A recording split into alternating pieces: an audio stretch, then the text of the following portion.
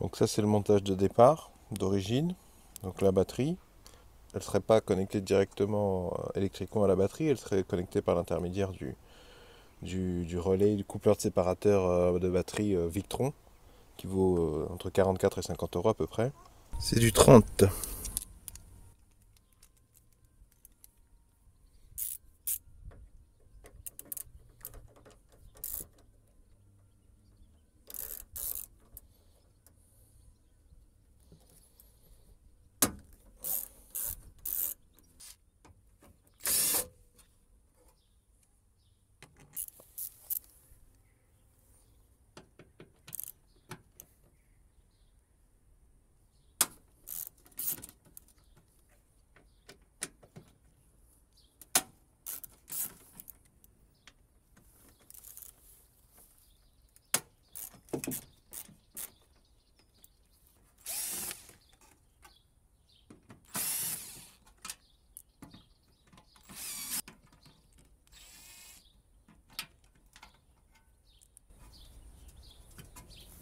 Là c'est du Torx 20.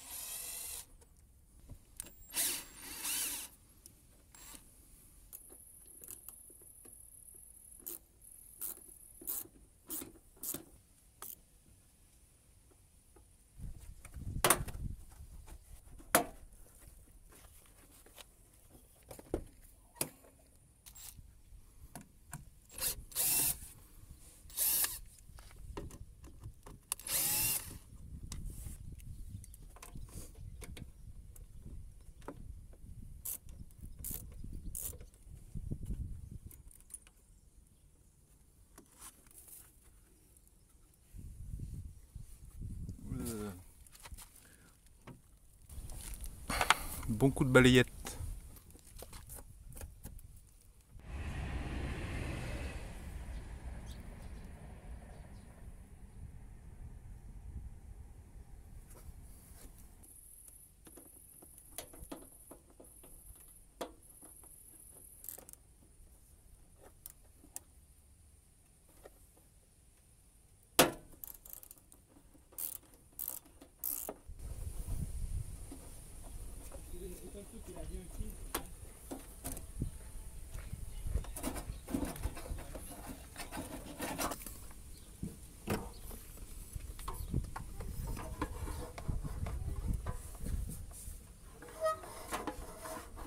Je pense qu'il vaut mieux que je passe par-dessous là, que j'arrive dessous là, que je repars ici, ça arrive derrière, plutôt que de passer au-dessus parce que là il y a la charnière.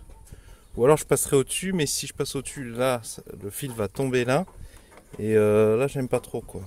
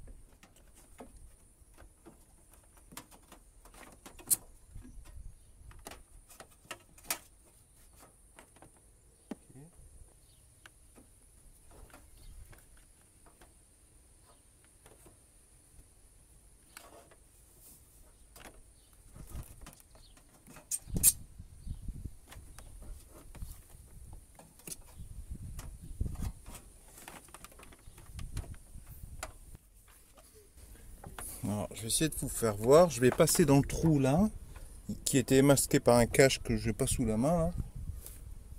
Enfin, c'est le même cache qu'ici, il suffit de tirer dessus. Et il y a un trou derrière.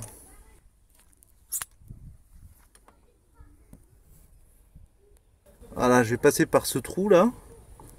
Et ça va me faire ressortir derrière là. Et donc je pense que je vais faire courir les fils électriques là. Et momentanément mettre ma batterie ici.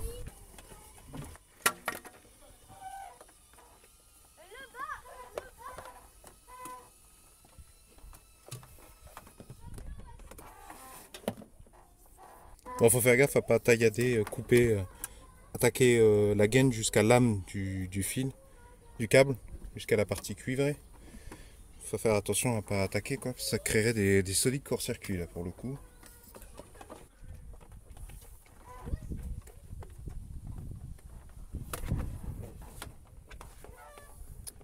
Et voilà.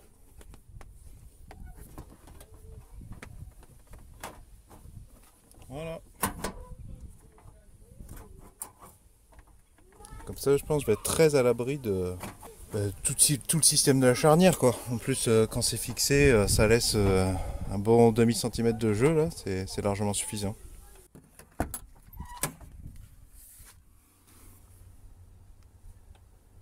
touche pas du tout.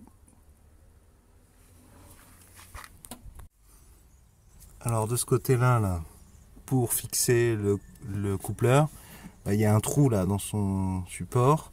J'ai mis un morceau de caoutchouc pour tuer les vibrations et en fait il est vissé dans un trou fileté qui est déjà existant de base, qui est juste là. Alors là,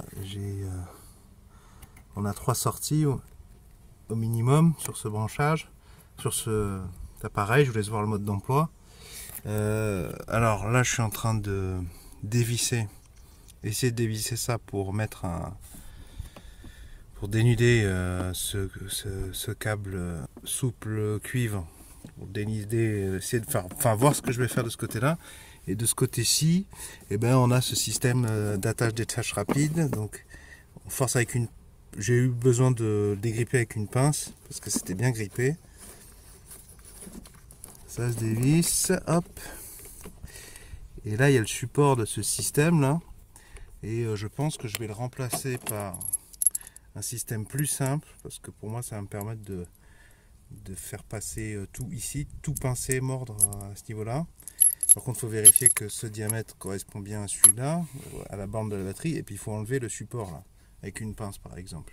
Et puis là je vais avec une pince coupante, je pense, ouvrir délicatement dans un premier temps. Si ça résiste, je couperai net et je vais dénuder ce câble là que je viendrai prendre là-dedans avec l'autre fil en cuivre légèrement dénudé sur 2 cm. Voilà, j'ai réussi à dénuder le moins. J'en ai bien chié. En plus, j'ai pas de gants pour me protéger, donc il faut y aller doucement parce que tu peux facilement te tailler la peau. J'étais obligé de casser la fixation. Alors j'avais oublié un 3e fil, donc voilà, il y a le fil d'origine. Il y en a un qui va au moins de la batterie auxiliaire et l'autre ça qui va au pôle 86, je crois, oui c'est ça, 86, qui est derrière, il me semble bien. Là, il y a 2 pins, 1 et 2, ça va sur le 2e je crois.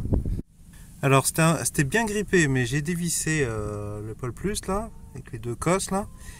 J'ai avec une petite pince dénudée, j'ai retiré le caoutchouc qui était de ici à ici, et avec un petit collier de serrage, je vais essayer de maintenir bien solidement ça ici. Bon là j'ai serré un peu trop fort, du coup j'ai cassé la tête de la vis, ça m'arrange pas, mais bon, faut remarquer, j'ai tiré là, ça bouge pas. Hein. J'ai essayé de le faire bouger, c'est bien serré.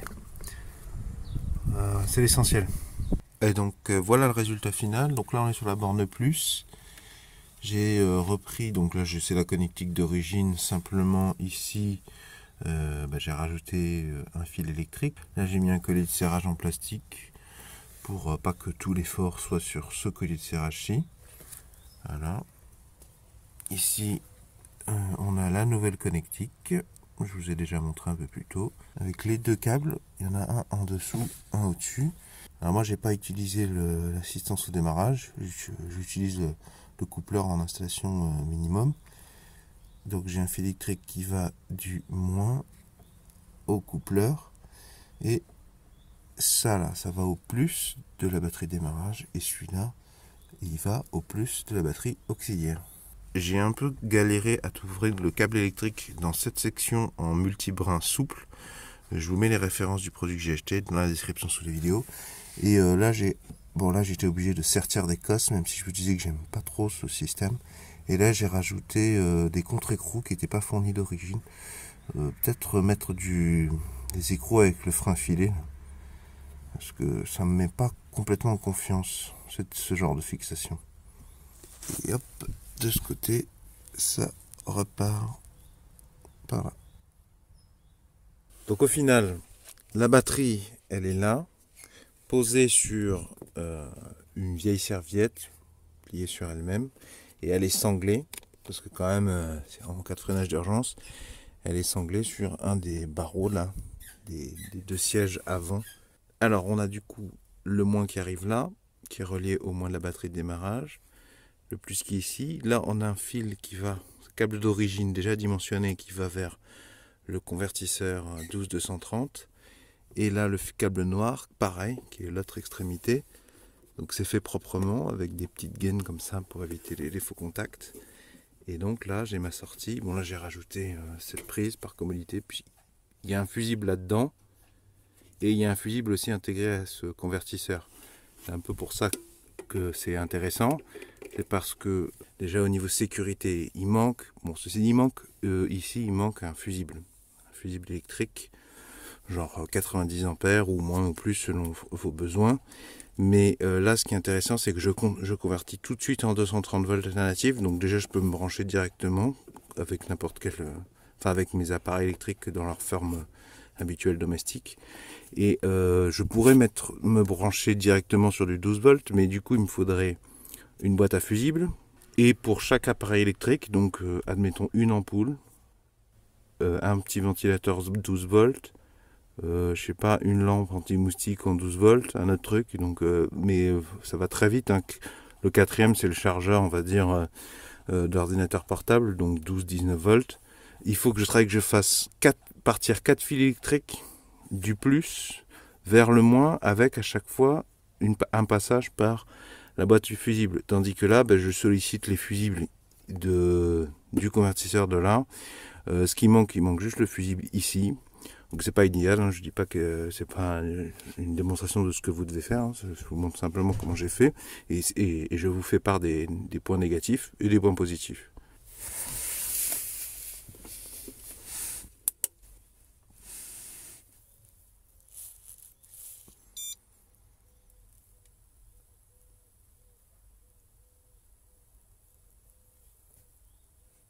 Voilà, là c'est prêt, je peux me brancher. Ça c'est la consommation, je crois, et ça c'est le voltage de la batterie. Alors avant que j'oublie, une des raisons pour lesquelles j'opte pour ce système aussi, c'est que moi, une de mes contraintes, c'est que je veux que tout soit démontable. Parce que je suis né, j'habite, j'ai toujours connu le sud de la France. On a des gros problèmes d'effraction de vol, bon, un peu partout dans le monde, mais le sud de la France plus qu'ailleurs par rapport à la côte atlantique par exemple. Donc j'ai opté pour ce système parce que je peux relativement rapidement tout détacher. Et il reste plus que les câbles électriques. Mais là, les câbles électriques, je peux relativement facilement les planquer dessous. Il faut surtout ne rien laisser dépasser. Parce que rien que ça motiverait des gens à casser une vitre juste pour prendre le cuivre ou pensant qu'il y a quelque chose à voler. C'est pour ça aussi que je ne m'embête pas à tirer des câbles en 12 volts et à faire des choses plus pérennes. C'est parce que moi, je suis tout seul. Il y a beaucoup de distance entre l'endroit où je me gare et l'appartement que je squatte de temps en temps. Donc c'est pour ça ce système. Et mine de rien, je suis assez content. Bon, je perds une place, mais bon, la plupart du temps, je voyage juste avec ma compagne, voire tout seul, donc c'est pas très grave. Au moins, j'ai un visuel pendant que je roule. En cas de le moindre dysfonctionnement, j'ai un visuel. Je peux utiliser le 230 volts pour charger un smartphone avec un chargeur rapide en roulant. J'ai tout sous les yeux. En plus, il y a des voyants d'indicateurs de charge sur ce convertisseur qui donne des qualificatifs sur la batterie, donc ça c'est intéressant de les avoir là. Et puis du coup, la batterie, elle ne me prend pas de place quand je suis à l'arrêt dans la partie habitacle. Et puis je suis un peu loin des rayonnements, quoi. En tout cas, plus loin que si elle était à côté de mon lit. Et donc, les câbles électriques, là, qui arrivent ici, là. Donc la porte, hop, on les retrouve là. J'ai pris un petit foret à bois et j'ai fixé de manière à ce que ça soit invisible sur cette portion. Et puis je l'ai tiré vers la droite pour pas que ça soit dans mes pieds quand je conduis. Voilà, donc 1, 2, 3, ça peut plus bouger là. C'est relativement discret et ça ressort spontanément de ce côté-là. Donc imaginez que si j'ai enlevé la batterie, l'onduleur, j'ai tout dévissé. Hop, je prends mes deux fils, je les isole avec du scotch électricien ou du plastique. J'enroule plusieurs fois, je les isole bien et je les enroule sur eux-mêmes. Je viens les cacher là, les planquer, les coincer dans ce secteur. Comme ça, depuis la fenêtre, le gars il voit rien. Alors ce qui m'a séduit aussi dans cette option, là on voit le moins qui va au convertisseur 12230, sinus pur. Ce qui m'a séduit, c'est la connectique là. Donc j'ai juste eu à dévisser avec une clé de 10 ça.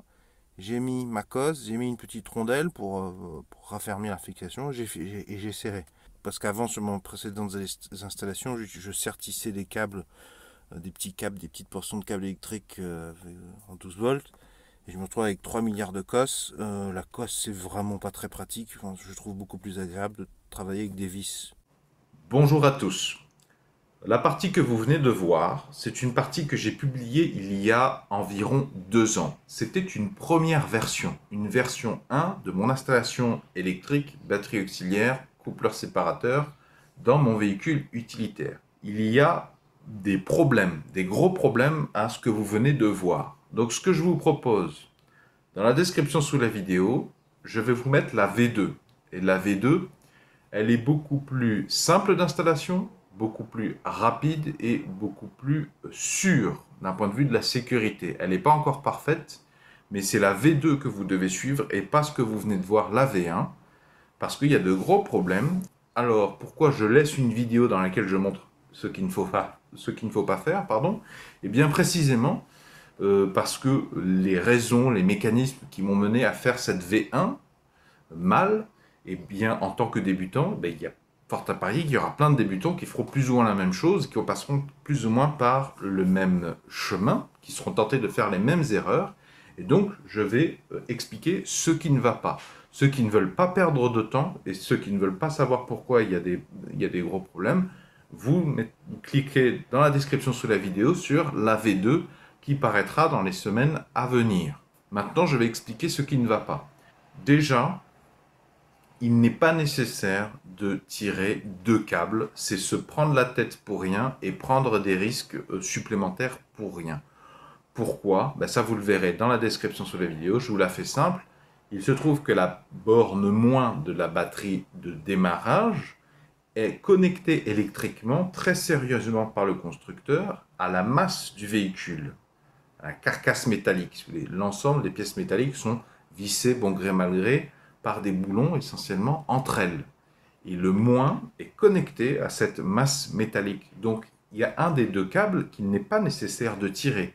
Il suffit de réfléchir un petit peu où est-ce que vous allez mettre votre batterie auxiliaire, la batterie de travail.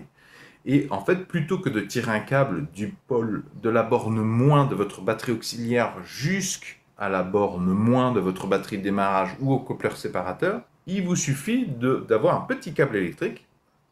À l'endroit où vous mettez votre batterie auxiliaire, eh bien vous repérez un boulon ou vous percez un trou dans un endroit adéquat, réfléchi dans votre véhicule, mais il y a tellement de boulons dans un véhicule automobile, il y a tellement de vis qu'a priori ce n'est pas nécessaire de percer quoi que ce soit. Il faut poncer la peinture pour avoir une bonne connexion électrique. Vous verrez dans la V2. Donc déjà, il y a 2 câbles alors qu'un seul suffit. Ensuite, il y a un gros problème dans ce que vous venez de voir, c'est que les câbles que j'utilise, les câbles électriques, ils ont une gaine relativement simple, relativement fragile.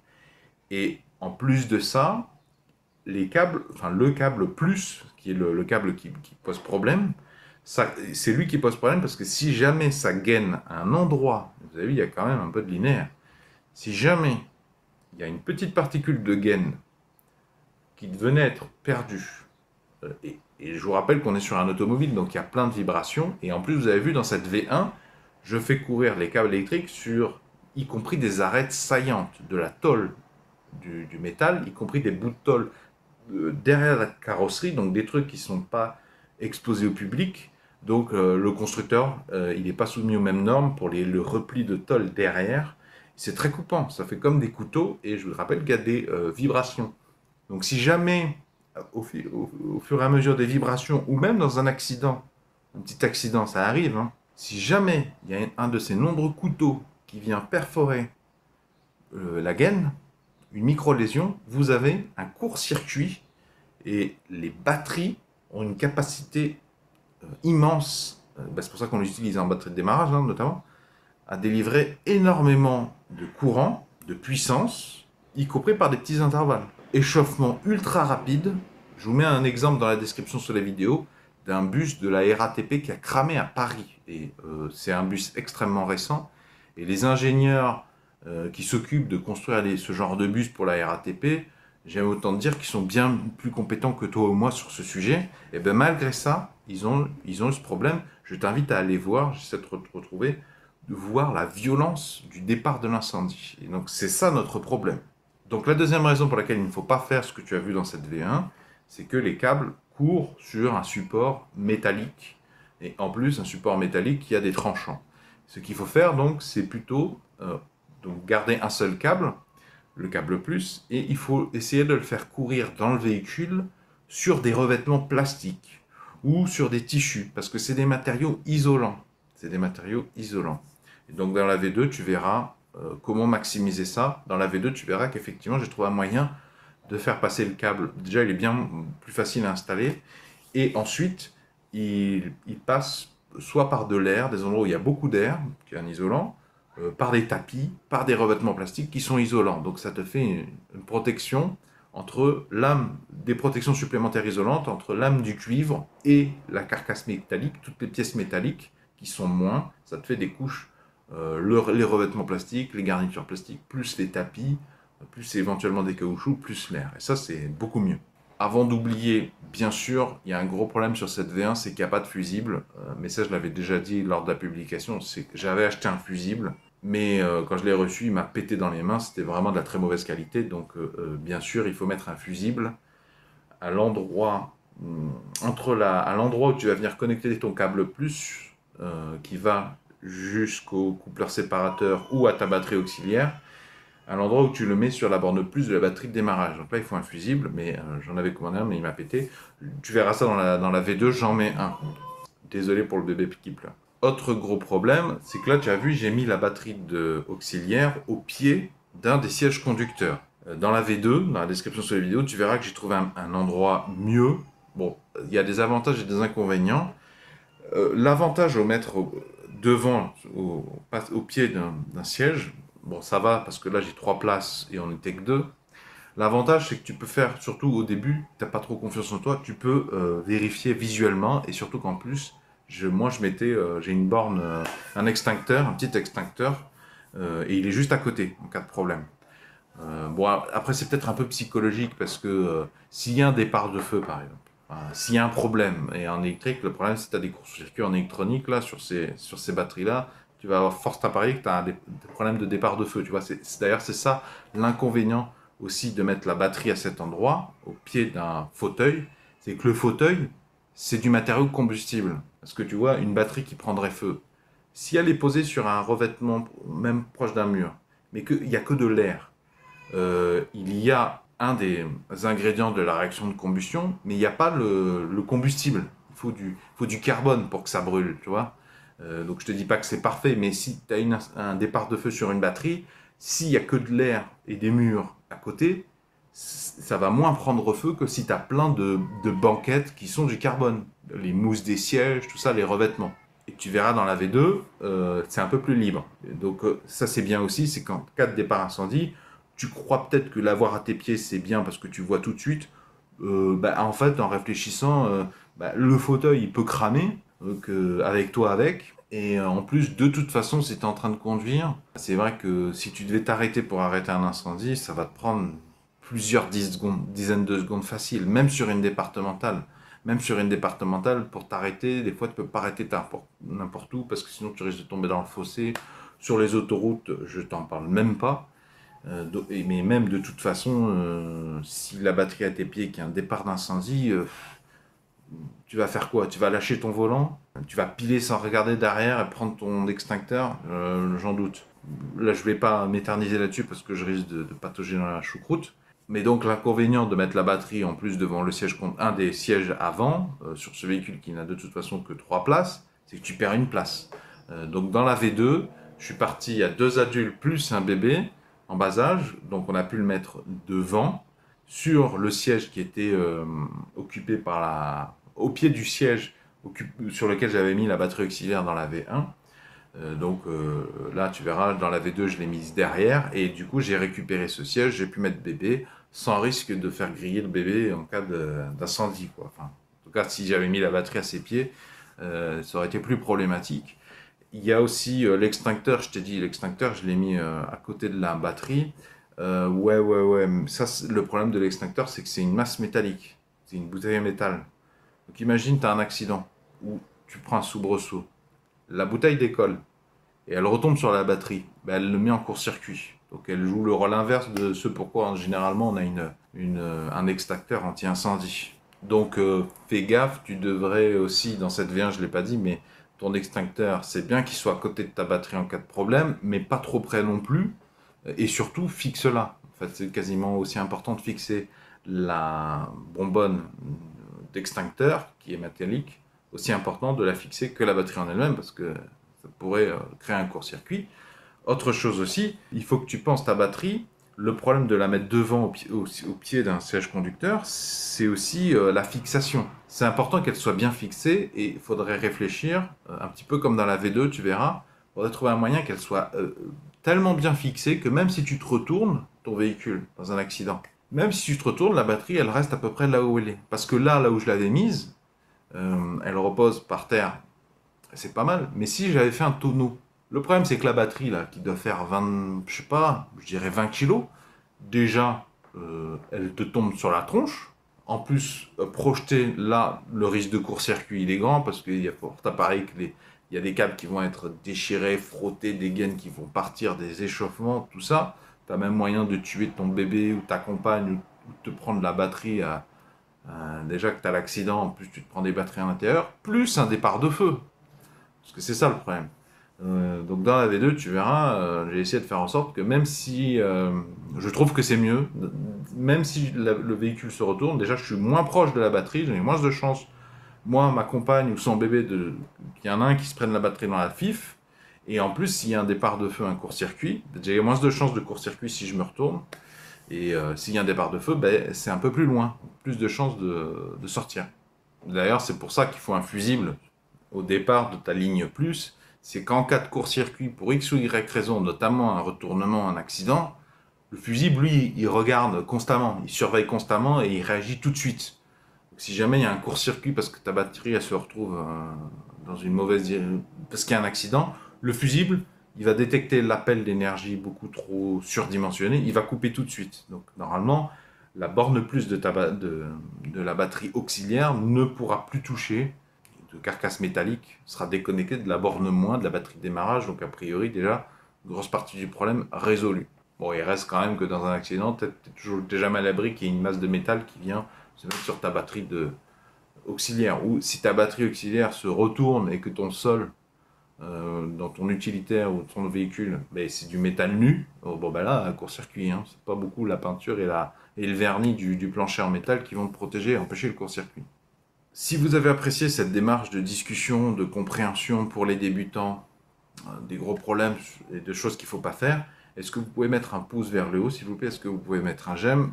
S'il y a des spécialistes qui passent par là, ben je leur donne rendez-vous sur la V2, parce que ça ne sert à rien de s'éterniser sur des remarques sur la V1, puisqu'on a déjà dit ce qui n'allait pas. Si vous voyez d'autres choses qui ne vont pas, je vous invite à vous manifester dans les commentaires, mais moi ce qui m'intéresserait surtout, avoir des avis de spécialistes sur la V2. Je sais qu'il y a des choses qui ne vont pas, mais c'est toujours intéressant d'avoir des avis de spécialistes et de les partager publiquement pour qu'un maximum de personnes puissent les voir, éviter de faire des bêtises qui donnent à terme des drames. Si vous aimez collecter les solutions aux mille et un problèmes de la vie quotidienne, bienvenue. Je vous invite à vous abonner à la présente chaîne YouTube. Vont s'afficher à l'écran un rond et un rectangle. Le rond, vous cliquez dessus, ça vous abonne gratuitement à la présente chaîne YouTube. Quant au rectangle, si vous cliquez dessus, ça vous emmènera vers la V2, justement.